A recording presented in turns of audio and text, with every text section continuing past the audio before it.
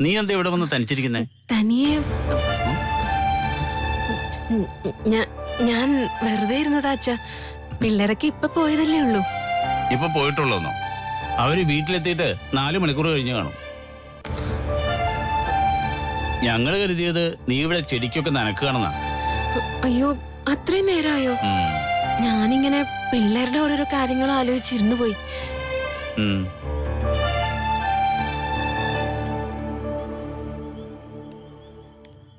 മോള് കയറിപ്പിക്കോ.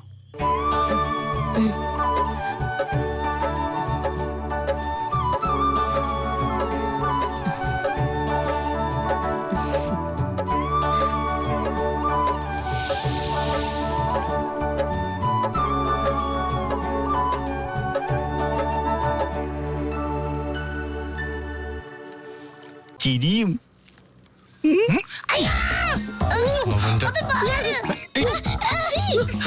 എന്താ അവിടെ? ഉറുമ്പ് അടിച്ച ടീച്ചറെ. ചിന്ന, മര്യാദക്കിരുന്ന് പഠിക്കും. ദേവൻ സാർ വരും. ചെല്ലിച്ചൻ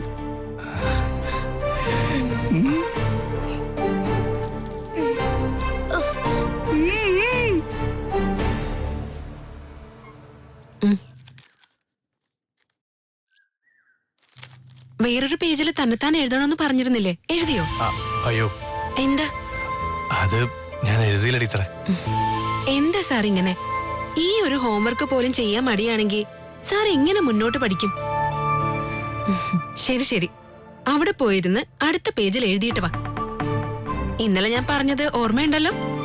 ആകൃതി ഒത്തിരിക്കണം, നിറയെ ഒത്തിരിക്കണം. ശരി.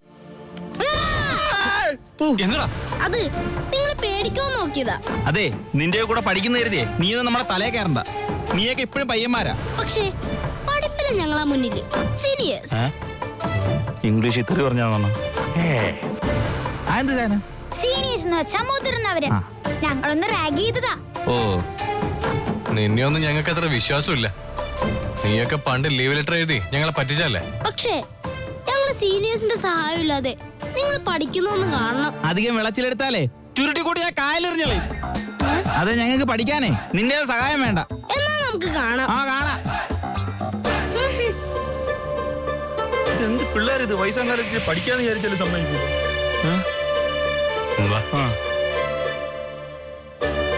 ആൾക്കാരൊന്നും ഇല്ലണ്ട, ഇനിയെങ്കിലും മുക്ക് പിടി.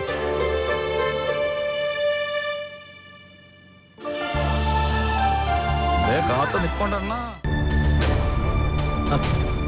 ഞങ്ങൾ അമ്മാവനെ കാത്തിരിക്കുകയായിരുന്നു. എന്തിന്? ചേച്ചിയുടെ കല്യാണത്തിന്റെ തീയതി നിശ്ചയിക്കാൻ.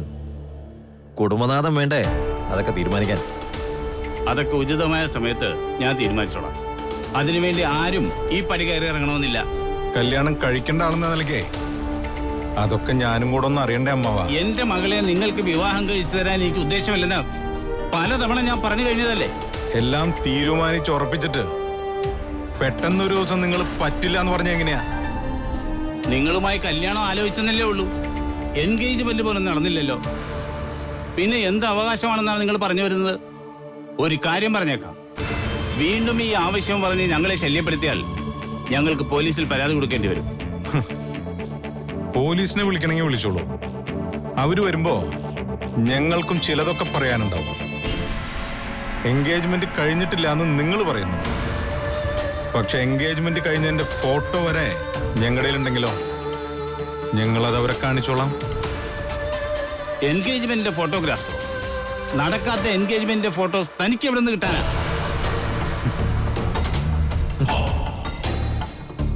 അമ്മാവോ,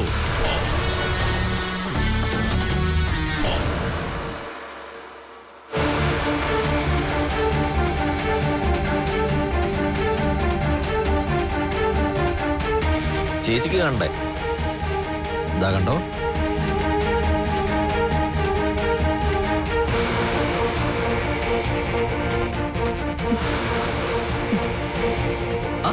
അയ്യോ, അമ്മായിയുടെ കാര്യം പറഞ്ഞല്ലോ.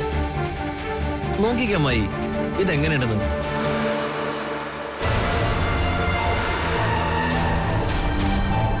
ഫോട്ടോകൾ കണ്ടല്ലോ. എൻഗേജ്മെന്റിന്റെ മാത്രമല്ല, പല തവണ ഞാനിവിടെ വന്നപ്പോ ഒന്നിച്ചെടുത്ത ഫോട്ടോസ് എല്ലാം അതിലുണ്ട്. ഇതൊക്കെ കാണിച്ചാ ഞാൻ പറയുന്നത് ആരും വിശ്വസിക്കും. ആ ഫോട്ടോകളൊക്കെ ഫേക്കാണ്. അതൊക്കെ പിന്നീട് തെളിയിക്കേണ്ട കാര്യങ്ങളല്ലേ മോളെ. അതിന് നാളും ഒരുപാട് പിടിക്കും. നീ എന്തെല്ലാം കൃത്രിമം കാണിച്ചാലും നമ്മുടെ കല്യാണം നടക്കില്ല. വേണ്ട, വേറെ ആരെങ്കിലും കല്യാണം കഴിക്കാന്ന് നീ മോഹിക്കണ്ട. ഞങ്ങളറിയാതെ രഹസ്യമായി വല്ല കല്യാണം ആലോചിച്ച അവന്റെ കഴുത്തിന് മീത തലയുണ്ടാവില്ല. ചേച്ചിയുടെ ജാതകത്തില് വൈദവ്യ യോഗം ഉണ്ടെന്ന് പരിശോധിക്കുന്നത് നല്ലതാ. ഞാൻ എന്റെ വാക്ക് പാലിച്ചിട്ടുണ്ട്. ഇത് കൊണ്ടുപോയി കളഞ്ഞാ പിന്നെ ഇനി ഞാൻ വാങ്ങിച്ചു തരുന്നു കരുതണ്ട. അതുപോലെ ഒരു കാരണവശാലും ഇത് വേറെ ആർക്കും കൊടുക്കാൻ പാടില്ല. വിൽക്കാനോ പണയം വെക്കാനോ പാടില്ല. ഇത്രയും കാര്യങ്ങൾ നീ സമ്മതിച്ചാ ഞാനിത് തരാം. സമ്മതിച്ചു, 100 വട്ടം സമ്മതിച്ചു. ചത്താലും ഇത് ഞാൻ കളയില്ല.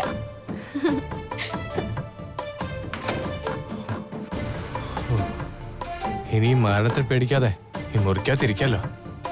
ഓ, സമാധാനായി.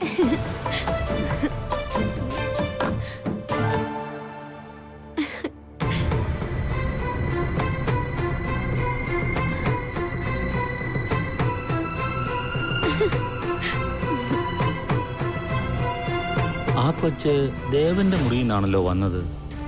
കയ്യിലാണെങ്കിൽ ഒരു ജുവൽ ബോക്സും ഉണ്ട്. വിശ്വനാഥൻ സാറേ, ഞാൻ ബാങ്കിന്റെ പല ബ്രാഞ്ചുകളിലും ഇതുപോലെ ഓഡിറ്റിങ്ങിന് പോകാറുള്ളതാ. ഇതുപോലുള്ള പല ക്രമക്കേടുകളും റിപ്പോർട്ട് ചെയ്തിട്ടുമുണ്ട്. പക്ഷെ ആദ്യമായിട്ടാ പ്രതിസ്ഥാനത്തുള്ള ഒരാളുമായി ഇത്തരത്തിൽ സംസാരിക്കുന്നത്. അതും മാനേജർ നിർബന്ധിച്ചതുകൊണ്ട് മാത്രം. സർ, ഞാൻ എങ്ങനെയുള്ള ആളാണെന്ന് ഈ ബ്രാഞ്ചിൽ ആരോട് ചോദിച്ചാലും മനസ്സിലാവും. അത് ഇദ്ദേഹത്തിനും അറിയാം. ഞാൻ പറഞ്ഞല്ലോ, പഴയ മാനേജർ സാമുവൽ സാർ നിർബന്ധിച്ചതോട് മാത്രമാണ് ഞാൻ ഈ ലോൺ സാങ്ഷനാക്കിയത്. കഴിഞ്ഞ 4-5 വർഷമായി എല്ലാ കൊല്ലവും എടുക്കുന്ന ലോണാണിത്. മാർച്ച് മാസം ആകുമ്പോൾ അവരിത് ക്ലോസ് ചെയ്യും. ഏപ്രിൽ മെയ് ആകുമ്പോൾ വീണ്ടും ലോൺ പാസ്സാക്കും. സത്യത്തിൽ ഞാൻ ലോൺ റിന്യൂ ചെയ്തതേ ഉള്ളൂ. അതൊക്കെ ഫയലുണ്ടല്ലോ. പക്ഷേ പ്രശ്നം അതല്ല. ലോൺ കൊടുത്തിരിക്കുന്ന 10 പേരും ഫേക്ക് ഐഡിയിലാണ് അക്കൗണ്ട് എടുത്തിരിക്കുന്നത്. അത് വെരിഫൈ ചെയ്യുന്നതിലാണ് വിശ്വനാഥൻ സാറിന് പിഴവ് പറ്റിയിരിക്കുന്നത്. അക്കാര്യം റിപ്പോർട്ടിൽ സൂചിപ്പിക്കാതിരിക്കാൻ എനിക്ക് പറ്റില്ല. റിപ്പോർട്ട് അവിടെ കിട്ടിക്കഴിഞ്ഞാൽ ഉടൻ മിക്കവാറും നടപടി ഉണ്ടാകും. അന്വേഷണ വിധേയമായി സസ്പെൻഡ് ചെയ്തേക്കാം. ഞാനിത് മുൻകൂട്ടി പറയുന്നത് എന്തിനാന്ന് വെച്ചാൽ, അങ്ങനെ എന്തെങ്കിലും നടപടി ഉണ്ടായാൽ അത് നേരിടാനുള്ള തന്റെ ഇടമുണ്ടാകാൻ വേണ്ടിയാണ്. പിന്നെ വിശ്വനാഥ് സാറിന് ഭാഗ്യമുണ്ടെങ്കിൽ വല്ല ട്രാൻസ്ഫർ ലോതിങ്ങേക്കും. അത്രേ എനിക്കിപ്പോൾ പറയാൻ പറ്റൂ. സാർ, എന്തെങ്കിലും ഒരു ഫേവർ ചെയ്യാൻ പറ്റുമോ? അപേക്ഷയാണ്. സോറി, ഫയലിൽ കാണുന്ന എന്താണോ അതല്ലേ എനിക്ക് റിപ്പോർട്ട് ചെയ്യാൻ പറ്റൂ. വിശ്വനാഥൻ സാർ പൊയ്ക്കോളൂ.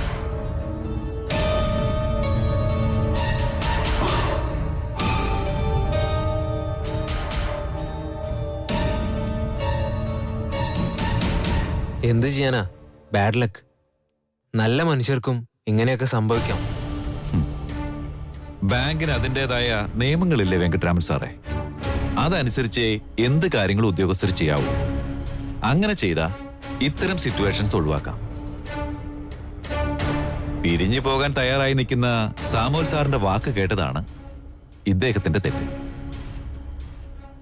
ആ തെറ്റിന്റെ ശിക്ഷ സ്വീകരിക്കാൻ അദ്ദേഹം ബാധ്യസ്ഥനുമാണ്. ഇവിടെ സെന്റിമെന്റ്സിനൊന്നും ഒരു സ്ഥാനമില്ല.